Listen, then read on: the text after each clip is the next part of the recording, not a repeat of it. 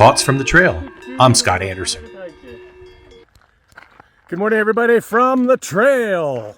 It's a beautiful Sunday morning, and I'm walking out by Deer Creek Lake. It's just a stunning morning. The sun is coming up behind me. In fact, I'll give you a quick view of what's happening. There it is. That's what's happening. So recently, in the past, this week sometime, I posted about joy. And today, I want to share with you a quote from Teddy Roosevelt, who said, "Comparison is the thief of joy." And this applies in our lives in many, many ways. We frequently get caught up in focusing on how we compare to others. Do I have the same clothes? Do I look the same way? Am I smart enough, strong enough, tall enough, thin enough, pretty enough, productive enough? And we compare it against others. It's natural. We all do it. I'll share an example for you. Back in the day, when I was very active in road cycling, I participated in an event called the Tin Butt. The Tin Butt was a 12-hour ride, and it was a race. And it wasn't really like everybody racing at once. It was really a race to see how far you can go in 12 hours.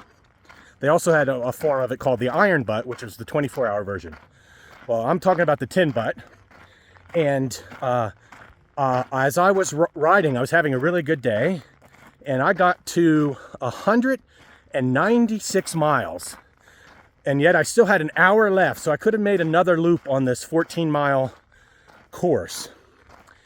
But I asked my friend who was helping me, like tech and making sure I had food and et cetera, et cetera.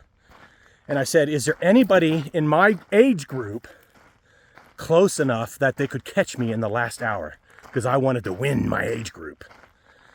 And he said, no way, man. You're like 20-something miles ahead of the closest person.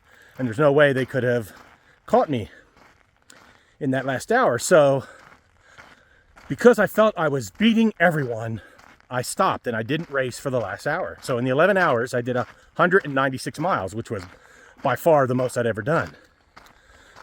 Well, the truth is, because I was focusing on comparing to others, I really minimized, maybe I should say it this way, I was not able to realize my full potential of that event. Because if I'd gone another hour, I probably would have done another 11, 12 miles or so, or 14. And I could have easily made 210 miles in a 12-hour period, which would have been just absolutely remarkable. By the way, I am very thrilled with the fact I did 196. But I limited what I was able to do because I was focused on comparison. So I stole from myself a little bit of joy. Well, we do the same things when we get into comparing ourselves with others and getting into them. Am I good enough? How do I stack up against the rest? The reality is, comparison does rob joy. There's no need to compare yourself. There is a need to set focus on goals for yourself and to practice. And if you don't succeed, to keep trying and keep working. But to define your success by the success of other people is disempowering, ineffective, and leads to frustration. So that's what I'm thinking about today. And I ask you to think about, how do you compare yourself to others?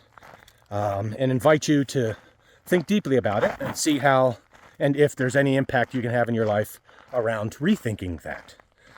I hope you have a blessed Sunday. Hope you have a blessed upcoming week. And may we both be blessed in our efforts to think about comparison. Talk to you later.